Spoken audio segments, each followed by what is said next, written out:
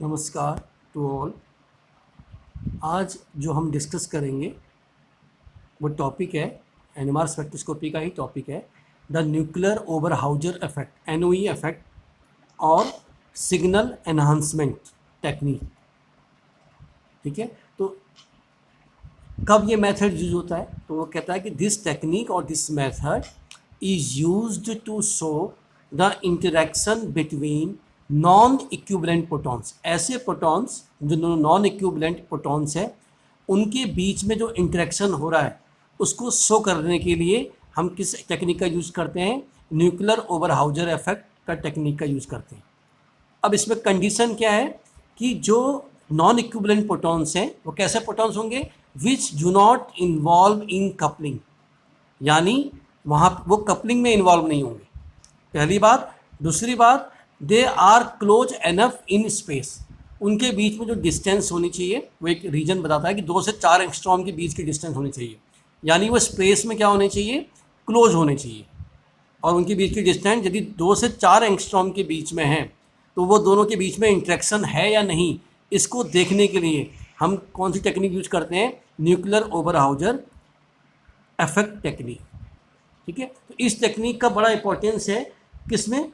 क्योंकि हम इससे पता लगा सकते हैं कि जो प्रोटॉन्स हैं या जो ग्रुप ऑफ प्रोटॉन्स हैं वो स्पेस में क्लोज हैं या नहीं है, और इससे आपको पता लग सकता है उसकी मॉलिक्यूल की ज्योमेट्री के बारे में। तो you can predict its geometry on the basis of the interaction between the non equivalent protons which are close enough in space, जो स्पेस में क्लोजली एग्जिस्ट कर रहे हैं। ठीक है, तो ये एक न्यूक्लियर ओवरहाउजर इफेक्ट के बारे में एक बेसिक जानकारी थी। जैसा आप ये एग्जांपल देख रहे हैं, तो इसमें अगर हम देखें, ये सिस और ट्रांस आइसोमर है। इसमें जो आप जानते ही हैं, जैसे इस सिस्टम में आप देख रहे होंगे कि 2 हाइड्रोजन अपोजिट साइड में और इसमें 2 हाइड्रोजन सेम साइड में। ठीक है, लेकिन क्या है, इनके बीच में डिफरेंस पॉसिबल है। इसके बीच में जो डिफरेंस है वो हम पता लगा सकते हैं on the basis of the value of coupling constant. और हम जानते हैं कि जो ट्रांस आइसोमर होगा उसमें जो कपलिंग कांस्टेंट की जो वैल्यू होती है वो ज़्यादा होती है इन कंपैरिजन टू सिस। तो इस कपलिंग कांस्टेंट की वैल्यू से हम पता लगा सकते हैं कि this one is the trans isomer and this one is the cis isomer. ठीक है, तो क्योंकि यहाँ पे कपलिंग पॉसिबल है, क्योंकि आप जानते हैं कि जो जनरली जो प्रोटॉन शो करते हैं वो 3 बॉन्ड कपलिंग सबसे ज़्यादा, ये विसिनल और जेमिनल। तो विसिनल में 3 बॉन्ड कपलिंग होती है, 1 2 3। तो ये जो 2 प्रोटॉन है 3 बॉन्ड अपार्ट हैं, दूर है एक दूसरे से, तो यहाँ 3 बॉन्ड कपलिंग पॉसिबल है। दैट्स वाई इन दोनों को हम डिफ्रेंशिएट कर सकते हैं ऑन द बेसिस ऑफ इस कपलिंग कांस्टेंट वैल्यू। लेकिन अगर आपके पास ये एग्जाम्पल है, तो इस एग्जाम्पल में मैंने ये जो ऐसे दिखाने की कोशिश की गई है, इसका पर्पज़ ये है कि ये जो हाइड्रोजन है और ये जो हाइड्रोजन है, इनके बीच में जो नंबर ऑफ बॉन्ड्स हैं वो 5 बॉन्ड्स हैं, और हम जानते हैं कि जो 5 बॉन्ड कपलिंग जो है वो पॉसिबल नहीं है। तो how can you differentiate these 2 isomers, या आप कैसे पता लगाएंगे कि इनमें ये जो 2 आइसोमर्स हैं इनकी ज्योमेट्री क्या है? तो यहाँ पे कौन सी टेक्निक यूज होगी? एनओई टेक्निक यूज होगी। ठीक है, अब करते कैसे हैं? तो इसमें जो वो कहता है कि जो स्पिन डीकपलिंग आपने पढ़ा था, ठीक है, तो स्पिन डीकपलिंग और एनओई, न्यूक्लियर ओवरहाउजर इफेक्ट। ठीक है, तो ये दोनों के दोनों जो एग्जाम्पल हैं they are the example of double resonance. अब आपको पता है स्पिन डीकपलिंग हमने पढ़ा था इससे पहले, 13C एनएमआर में भी पढ़ा था या प्रोटॉन एनएमआर में भी पढ़ा था, जिसमें हम क्या करते हैं, किसी एक प्रोटॉन या एक ग्रुप ऑफ प्रोटॉन को क्या करते हैं? इरिडिएट करते हैं। ठीक है, तो उसके कारण क्या होता है कि उन प्रोटॉन्स का जो होते हैं उसका क्या होता है? इस एक्साइटेशन होते हैं उस प्रोटॉन के एक्साइटेशन, और वो एक्साइटेशन इतना फास्ट होता है, यानी वो रैपिडली चेंज होते हैं alpha two beta, beta two alpha. तो क्या होता है इन केसेस में? क्या होता है कि उस न्यूक्लियस के पास समय नहीं होता to couple with the neighbour proton. तो उस केस में क्या होता है? कपलिंग जो होती है वो क्या हो जाती है? 0 हो जाती है। तो वहाँ पे जो सिग्नल ऑब्जर्व होते हैं क्या होते हैं? कैसे सिग्नल ऑब्जर्व होते हैं कि जिसमें जो प्रोटॉन होंगे वो उन्होंने कपलिंग शो नहीं करेंगे। ठीक है, यानी जो स्पेक्ट्रम हो सिंपलीफाइड हो जाता है, जो स्पेक्ट्रम की कॉम्प्लेक्सिटी है वो सॉल्व हो जाती है। तो वहाँ पे हमने ये यूज़ किया था स्पिन डीकपलिंग मेथड में या डबल रेजोनेंस में। तो वही ये एग्जाम्पल भी जो है एनओई का, वो कह रहा है ये भी जो है एक एग्जाम्पल है किसका, डबल रेजोनेंस का। ठीक है, तो लेकिन यहाँ एक डिफरेंस, बेसिक डिफरेंस क्या है कि वहाँ पे जो हमने डबल रेजोनेंस किया था तो वहाँ पे क्या था, जो प्रोटॉन्स थे वो कपल्ड कर रहे थे प्रोटॉन्स, और उस कपलिंग के कारण क्या हो रहा था कि किसी एक इंडिविजुअल प्रोटॉन के सिंगल स्प्लिट हो रहे थे किसमें, मल्टीप्लिसिटी रूल से मल्टीप्लेट्स में। तो उस मल्टीप्लेट्स को हमने क्या करा, कहीं ना कहीं जब हमने इसके नेबर प्रोटॉन को डबल इरिडेट किया तो क्या हुआ, उसकी जो मल्टीप्लेट्स थे उसकी मल्टीप्लिसिटी जो थे वो घट गई। ठीक है, तो जो स्पेक्ट्रा था वो सिंप्लीफाइड हो जाएगा, ईजी हो गया इंटरप्रेट करने के लिए। लेकिन यहाँ क्या है, एनओई में कपल जो भी प्रोटॉन होंगे वो कपल नहीं कर रहे हैं, लेकिन वो स्पेस में इतने क्लोज हैं कि उसमें कौन सा इंटरेक्शन होता है, एनओई इफेक्ट जो हम देख रहे हैं, वो दो जो प्रोटॉन है वो स्पेस में क्लोज प्रॉक्सिमिटी बोलता है कि इतने स्पेस में वो एनफ है कि उनके बीच में इंटरेक्शन होता है, और उस इंटरेक्शन को डिटेक्ट करने के लिए हम क्या मेथड यूज़ करते हैं, एनओई। तो अगर वो स्पेस में होंगे तो इंटरेक्शन होगा, एनओई के द्वारा वो डिटेक्ट हो जाएंगे। यदि वो स्पेस में नहीं होंगे तो एनओई इफेक्ट से हमें कोई चेंज नहीं ऑब्जर्व होगा। तो हम बता सकते हैं, एक आइडिया हमें आ जाएगा कि जो प्रोटॉन्स है उनकी क्या लोकेशन है, हम उनकी पोजीशन को पता लगा सकते हैं। ये मेथड है। ठीक है, तो इसमें जो कॉन्सेप्ट है, अब दो तरीके से इसको समझना होगा, एक कॉन्सेप्चुअल पार्ट है और एक एप्लीकेशन वाला पार्ट है। तो कॉन्सेप्चुअल पार्ट में मैं बाद में आता हूँ। ठीक है, इसमें अपने जनरली हम करते क्या है, देखो अब इन दो प्रोटॉन्स को अगर आपको डिस्टिंग्विश करना है तो वो कह रहा है कि ये दोनों प्रोटॉन हैं, चाहे मिथाइल के प्रोटॉन, इस मिथाइल की या इसके, इसमें सिज है, इसमें ट्रांस है, लेकिन दोनों ही केसेस में आपको क्या मिलेगा, सिंगलेट। 3H के कारण सिंगलेट और इस 3H के कारण भी सिंगलेट, यानी दो सिंगलेट ऑब्जर्व होंगे, इस सिज वाले में भी और ट्रांस वाले में भी। तो आप on the basis of NMR spectrum इससे पता नहीं लगा सकते कि कौन सा सिज है कौन सा ट्रांस है, और कपलिंग होगी नहीं क्योंकि 5 बॉन्ड कपलिंग होती नहीं। तो इस केस में आपने क्या किया, वो कहता है in order to distinguish between them we have to use NOE technique. हमने एनओई टेक्निक का यूज किया, और इस टेक्निक में हम क्या करते हैं, हम एक डबल इरिडेशन करते हैं एक ग्रुप ऑफ प्रोटॉन्स को। यानी हम क्या करेंगे, इस एक मिथाइल प्रोटॉन को इरिडेट करेंगे विद करेक्ट फ्रीक्वेंसी, जिस फ्रीक्वेंसी में वो रेजोनेट करते हैं, साइमल्टेनियसली एक साथ करते हैं। ठीक है, ये मैंने अपने लास्ट वीडियो में बताया आपको, 13C एनएमआर ब्रॉड जो हमने वहाँ पे पढ़ा था। तो इस टेक्निक में हमने क्या करा, हमने डबल इरिडेट किया वन ग्रुप ऑफ प्रोटॉन। जैसे इस केस में हमने मिथाइल प्रोटॉन को इरिडेट किया, इस कारण क्या होगा कि जो उस मिथाइल प्रोटॉन के जो सिग्नल थे वो रिमूव हो जाएंगे, और जब उस प्रोटॉन के जो सिग्नल है वो रिमूव हो जाएंगे तो उसके कारण क्या होता है कि जो दूसरे ग्रुप ऑफ प्रोटॉन के कारण सिग्नल आए उसकी इंटेंसिटी बढ़ जाती है। और अगर उसकी इंटेंसिटी बढ़ रही है तो ये इस बात का प्रूफ है कि जो दो मिथाइल ग्रुप हैं they are in close proximity, वो एक दूसरे से स्पेस में क्या है, क्लोज है। अगर कोई चेंज नहीं आता, मतलब यदि हमने एक ग्रुप ऑफ प्रोटॉन को इरिडेट किया और एनएमआर स्पेक्ट्रम देखा और हमने देखा कि जो इंटेंसिटी है दूसरे ग्रुप ऑफ प्रोटॉन की उसमें कोई चेंज नहीं आया, इसका मतलब ये जो दो मिथाइल ग्रुप हैं दे आर फार एनफ, ये बहुत मैक्सिमम दूरी पे है, यानी इनके बीच में जो इंटरेक्शन नहीं हो रहा है। यानी इस केस में हम कह सकते हैं कि वो कब होगा ऐसा, कि जब दो मिथाइल ग्रुप अपोजिट पोजीशन में होंगे, यानी ट्रांस केस होगा। लेकिन अगर एक ग्रुप ऑफ प्रोटॉन को इरिडेट करने से दूसरे ग्रुप ऑफ प्रोटॉन के सिग्नल की इंटेंसिटी में यदि इंक्रीमेंट होता है, इसका मतलब ये दो जो मिथाइल ग्रुप हैं ये स्पेस में क्लोज हैं, और स्पेस में क्लोज वो तभी रह सकते हैं जब ज्योमेट्री सीज होगी। तो आप बता सकते हैं कि कौन सा सीज है और कौन सा ट्रांस, यही चीज़ उसने बताई है। And hence the intensity of the other signal is increase due to NOE effect. ठीक है, तो इस कारण क्या होता है, कह रहे ये जो इफेक्ट है ये pronounced only in case of सिज आइसोमर में ही एनओई इफेक्ट शो होगा।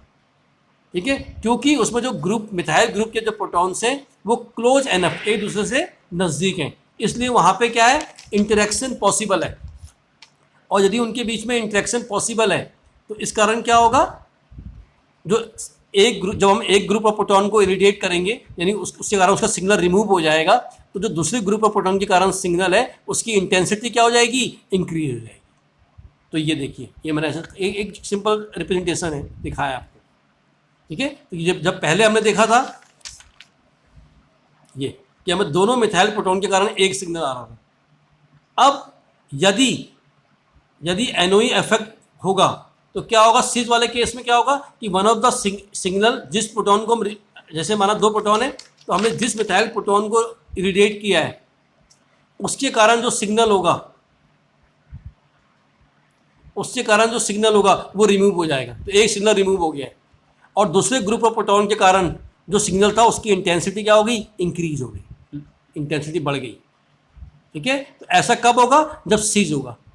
और अगर कोई चेंज नहीं आता है इंटेंसिटी में और दोनों सिग्नल एज इट इज रहते हैं, इसका मतलब कौन सा आइसोमर होगा, ट्रांस।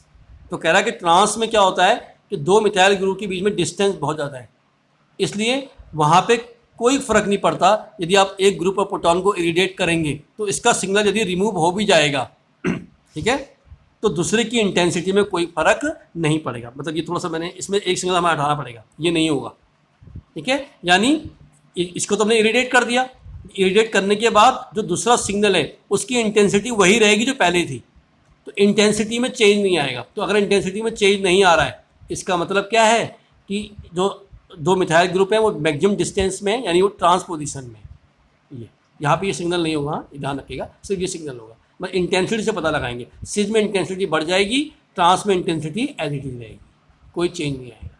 क्लियर हो गया। अब जो कॉन्सेप्चुअल पार्ट है वो ये है, ये जो ऐसा होता क्यों है। तो इसमें वो कहता है कि जब आप इरिडिएशन, मतलब जब आप क्या करते हैं, किसी ग्रुप ऑफ प्रोटॉन को क्या करते हैं, इरिडिएट करते हैं, सेकंड फ्रीक्वेंसी, 2 फ्रीक्वेंसी यूज करते हैं इसमें हम, ठीक है। एक तो जैसे हम स्पेक्ट्रम के लिए यूज करते हैं, और साथ साथ हम डबल रेजोनेंस से समझ में आ रहा होगा आपको कि उसके साथ साथ हम इसको क्या करते हैं, जो मिथाइल ग्रुप जिस फ्रीक्वेंसी में रेजोनेट होता है वो भी साथ साथ देते हैं। इस कारण क्या होता है, उस ग्रुप ऑफ प्रोटॉन के बीच में क्या होता है, रैपिड एक्साइटेशन होता है अल्फा और बीटा स्पिन स्टेट के बीच में, alpha two beta, beta two alpha. और इस रैपिड चेंज की वजह से, चेंज ऑफ स्पिन की वजह से क्या होता है कि उसके पास समय नहीं होता बगल वाले न्यूक्लियस या प्रोटॉन से कपल करने का, और उस कारण क्या होता है, इस रैपिड एक्सचेंज के कारण, उसके कारण जो सिग्नल आ रहा था स्पेक्ट्रम में वो रिमूव हो जाता है, ठीक है। तो वो तो एक कॉन्सेप्ट था डबल रेजोनेंस का। उसका एनओई टेक्निक में कैसे यूज हुआ, वो कहता है कि अगर 2 न्यूक्लियस जो कपल नहीं कर रहे हैं आपस में, क्योंकि उनके बीच में नंबर ऑफ बॉन्ड ज़्यादा हैं, लेकिन वो स्पेस में यदि क्लोज हैं, तो उसमें क्या होगा कि जब आप किसी एक ग्रुप ऑफ प्रोटॉन को क्या करेंगे, डबल इरिडिएट, जब उसको आप क्या करेंगे, सेकंड फ्रीक्वेंसी से इरिडिएट करेंगे, तो क्या होगा, वो न्यूक्लियस क्या करेगा, द स्पिन एक्साइटेड न्यूक्लियस में undergo spin relaxation via transfer it's spin energy. जब वो एक्साइट करेगा, एक्साइट के बाद जब वो रिलैक्स करेगा तो वो अपनी ट्रांसफर करेगा एनर्जी, किसको, उस प्रोटॉन को जिसको आपने इरिडिएट नहीं किया है। समझ में आ गया। जो इरिडिएट प्रोटॉन है, माना ये इरिडिएट प्रोटॉन है, मेरा राइट वाला हाथ जो आप देख रहे हैं, इसको अगर हमने इसको हमने सेकंड फ्रीक्वेंसी, माना इसको हमने थर्ड फ्रीक्वेंसी से अगर आप इरिडिएट किया तो क्या हुआ, इसमें इसके बीच में एक्साइटेशन होगा। वो कह रहा है ये जो न्यूक्लियस है, एक्साइटेड न्यूक्लियस, जब रिलैक्सेशन में आएगा तो अपनी एनर्जी ट्रांसफर करेगा, किसको, स्पेस के थ्रू। इसलिए एनओई को स्पेस फिनोमेना भी बोलते हैं। स्पेस के थ्रू किसमें, दूसरे ग्रुप ऑफ प्रोटॉन्स में या दूसरे प्रोटॉन में, ठीक है। इस कारण क्या होगा, ये जो दूसरा वाला प्रोटॉन है, यानी जो नॉन इरिडिएटेड प्रोटॉन है, जिसको हमने इरिडिएट नहीं किया है, इसमें क्या होगा, इसकी जो पॉपुलेशन होगी उसमें इंक्रीज होगी हाई एनर्जी लेवल में। क्या करेगा, यही चीज़ मैंने लिखी है, इस क्या होगा, जो पॉपुलेशन होगी, यानी नंबर ऑफ जो प्रोटॉन्स होंगे उनका जो पॉपुलेशन होगी वो हाई एनर्जी लेवल में बढ़ जाएगी। इस कारण इसके कारण जो सिग्नल आएंगे उसकी इंटेंसिटी क्या होगी, हाई होगी। तो इस कारण ये जो अभी इससे पहले पढ़ा कि जब हम किसी एक ग्रुप ऑफ प्रोटॉन को इरिडिएट करेंगे तो जो उसके नेबर में जो दूसरा प्रोटॉन है जिसको इरिडिएट नहीं किया है, इसके तो सिग्नल रिमूव हो जाएंगे, लेकिन इसकी जो सिग्नल इंटेंसिटी है वो इंक्रीज हो जाएगी। और ये क्यों हो रहा है, क्योंकि स्पेस फिनोमेना है, क्योंकि इस वाले प्रोटॉन ने अपनी एनर्जी ट्रांसफर करी इसको। इसके कारण क्या हुआ, इस प्रोटॉन में क्या हुआ कि इस प्रोटॉन का जो एनर्जी लेवल था उसमें नंबर ऑफ प्रोटॉन जो थे उनकी जो पॉपुलेशन थी वो हाई एनर्जी लेवल में ज़्यादा जाएंगे, क्योंकि एनर्जी इसको मिल गई। ज़्यादा प्रोटॉन का क्या होगा, एक्साइटेशन होगा। ज़्यादा का एक्साइटेशन होगा तो जब वो दोबारा लोअर एनर्जी स्टेट में आएंगे तो क्योंकि पॉपुलेशन इंक्रीज हुई है, इस कारण क्या होगा, जो सिग्नल इंटेंसिटी है, आप जानते हैं सिग्नल इंटेंसिटी डिपेंड करती है नंबर ऑफ प्रोटॉन्स में, तो वो क्या होगी, इंक्रीज हो जाएगी। तो इसलिए कारण सिग्नल इंटेंसिटी इंक्रीज हो जाएगी। ये कॉन्सेप्चुअल पार्ट ये है, और एप्लीकेशन पार्ट इससे पहले मैंने आपको बताया। तो क्या बताया, मैं इसको रिपीट कर रहा हूँ कि जो द स्पिन एक्साइटेड न्यूक्लियस, ये स्पिन एक्साइटेड न्यूक्लियस कौन होगा, जिसको हम डबल इरिडेट कर रहे हैं, यानी जिसके सिग्नल हम चाहते हैं रिमूव हो, वो जब एक्साइटेशन में जाएगा, एक्साइटेशन के बाद जब वो रिलैक्स करेगा, वो अपनी एनर्जी ट्रांसफर करेगा अपने एडजेसेंट न्यूक्लियस को, जो उसके बगल का न्यूक्लियस है। कैसे, थ्रू स्पेस। इस कारण क्या होगा, increment in population of the high energy level, जो हाई एनर्जी लेवल्स होगा उसमें पॉपुलेशन इंक्रीज हो जाएगी, यानी नंबर ऑफ प्रोटॉन की संख्या बढ़ जाएगी। ठीक है, और इस कारण क्या होगा, जो सिग्नल इंटेंसिटी होगी उसकी, वो क्या हो जाएगी, इंक्रीज हो जाएगी। ये कॉन्सेप्ट है। ठीक है, दूसरी चीज़, एनर्जी ट्रांसफर एफिशिएंसी इस बात पर डिपेंड करती है कि दो न्यूक्लियस के बीच की डिस्टेंस क्या है। ये बहुत पॉइंट मेन है। तो वो कहता है डिस्टेंस क्या होनी चाहिए, 2 से 4 एंगस्ट्रॉम के बीच होनी चाहिए, और ऐसे प्रोटॉन होने चाहिए जो कपल ना कर रहे हो। तो ये बताया था मैंने आपको कि कपलिंग नहीं हो रही हो, और दो कोई प्रोटॉन हो चाहे ग्रुप ऑफ प्रोटॉन हो, वो क्या हो, स्पेस में इतने क्लोज हो जिससे उनके बीच में क्या हो, एनओई इफेक्ट हो, या स्पेस इफेक्ट भी बोलते हैं इसको। तो ये कंडीशन है। तो देखिए प्रोसीजर, ये प्रोसीजर फिर वही बात हो गई कि पहले हम क्या करते हैं, नॉर्मल एनएमआर स्पेक्ट्रम निकालते हैं और उसकी इंटीग्रल मतलब मल्टीप्लिसिटी को देख लेते हैं। हमने क्या करा, नॉर्मल एनएमआर स्पेक्ट्रम लिया किसी कंपाउंड का और देख लिया कि उसकी जो मल्टीप्लिसिटी है वो क्या है, यानी नंबर ऑफ सिग्नल क्या है, डबलेट ट्रिपलेट जो भी है। ठीक है, फिर क्या करते हैं, किसी एक न्यूक्लियस को हम या एक ग्रुप ऑफ न्यूक्लियस या प्रोटॉन्स को इरिडेट करते हैं, और फिर स्पेक्ट्रम को रिकॉर्ड करते हैं और मल्टीप्लिसिटी देख लेते हैं। इंटीग्रल मतलब मल्टीप्लिसिटी देख लेते हैं। अब क्या ऑब्जर्व कर रहा आपने, अगर जो न्यूक्लियस, जो न्यूक्लियाई, जो इरिडेटेड न्यूक्लियस है, उसकी जो क्लोज में न्यूक्लियस है या न्यूक्लियाई है, उसकी जो इंटीग्रल है उसमें यदि इंक्रीज है, यानी उसकी जो इंटेंसिटी यदि उसमें इंक्रीमेंट है, increase in intensity relative to those far remove, जो इससे पहले था उसके कंपैरिजन में इसकी अगर इंटेंसिटी इंक्रीज हो रही है तो इसका मतलब वो स्पेस में क्लोज है, और यदि इंटेंसिटी इंक्रीज नहीं हो रही है इसका मतलब वो स्पेस में क्लोज नहीं है। तो ये कॉन्सेप्ट आप करते हैं। तो आप 2 बार स्पेक्ट्रम निकालते हैं। जैसे ये एग्जांपल आपको दिख रहा होगा आइसोवेनिलीन। तो आइसोवेनिलीन में आपने क्या करा, नॉर्मल एनएमआर स्पेक्ट्रम लिया, नॉर्मल एनएमआर स्पेक्ट्रोस्कोपी करी आपने, इस सिग्नल का एनएमआर स्पेक्ट्रम निकाला, उसमें आपने देखा कि जो ये प्रोटॉन है हाइड्रोजन वाला ऑर्थो प्रोटॉन, ये अपीयर होता है कैसे, एज अ डबलेट। ठीक है, जो ऑर्थो प्रोटॉन है डबलेट की तरह, अब कैसे डबलेट होगा, इससे कपल कर रहा होगा ये वाले हाइड्रोजन से। ठीक है, तो उस कॉन्सेप्ट में नहीं जा रहे हैं, इसके यहाँ पे तो नेबर में कोई है नहीं हाइड्रोजन, तो ये डबलेट की तरह अपीयर होता है ये वाला। तो अगर आपने नॉर्मल एनएमआर स्पेक्ट्रम लिया आइसोवेनिलीन का, तो ऑर्थो जो प्रोटॉन था वो अपीयर हुआ एज अ डबलेट। अब आपने क्या करा, एनओई एक्सपेरिमेंट को यूज किया, तो आपने क्या करा, जो OCH3 ग्रुप है उसको डबल इरिडेट किया। जब डबल इरिडेट किया तो क्या हुआ, इसी कारण जो भी सिग्नल आ रहा होगा वो सिग्नल होगा, वो जो सिग्नल होगा वो रिमूव हो जाएगा। और ऐसा करने में क्या हुआ कि जो हाइड्रोजन था उसकी जो वो आया अभी भी डबलेट, क्योंकि रहेगा तो डबलेट ही, लेकिन उसकी इंटेंसिटी क्या हो गई, ज़्यादा हो गई, वो मोर इंटेंस सिग्नल हो गया। इस बात से क्या पता चल गया कि यहाँ पे जो मिथॉक्सी ग्रुप है और जो ऑर्थो हाइड्रोजन है इनके बीच में क्या है, एनओई इंटरेक्शन है। अगर एनओई इंटरेक्शन नहीं होता तो इससे आप पता लगा सकते हैं कि ये जो OCH3 है इसके कोरस्पॉन्डिंग यहाँ पे कौन है, H है। समझ में आ गया। और इस केस में अगर यहाँ अगर ऐसा नहीं हो रहा होगा तो हम पता लगा सकते हैं। तो इससे हम क्या कर सकते हैं, डिस्टिंग्विश कर सकते हैं स्ट्रक्चर्स के बीच में, आइसोमर्स के बीच में, और हम प्रिडिक्ट कर सकते हैं ज्योमेट्री को। ऐसे ही ये एग्जाम्पल आप देखें, ये देखिए, ये एग्जाम्पल भी आपको समझ में आएगा कि ये जो कंपाउंड है CH3 C double bond C, इधर भी CH3 H COOH। ठीक है, तो इसमें क्या करा, वो कहता है कि जब हमने इरिडेट किया विनाइल हाइड्रोजन को, तो क्या हुआ कि जो सिस मिथाइल था उसी कारण जो सिग्नल थे उसकी तो इंटेंसिटी बढ़ गई। ठीक है, तो कह रहा है the intensity of cis methyl group is larger than that of trans methyl group. तो आप समझ जाएंगे कि जो जिसकी सिग्नल इंटेंसिटी बड़ी होगी यानी वो HC के क्लोज पोजीशन में है, यानी वो सिस पोजीशन में होगा। यानी वो सिग्नल कौन सा होगा, क्योंकि दोनों मिथाइल हैं तो दोनों के सिग्नल के बीच में डिस्टिंग्विश कैसे करेंगे आप।